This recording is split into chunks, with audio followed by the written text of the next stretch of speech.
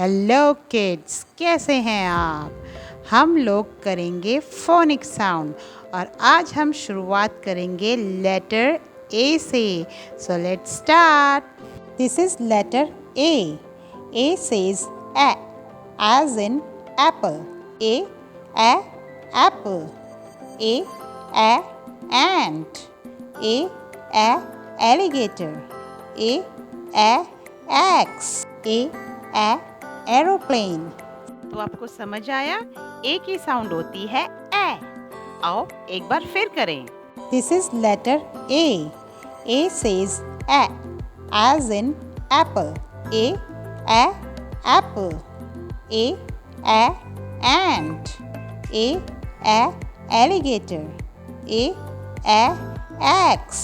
A aeroplane. बच्चों, आप भी ए की साउंड को प्रैक्टिस कीजिए और अपने आसपास देखिए ए से शुरू होने वाली और कौन सी चीजें हैं। Bye bye.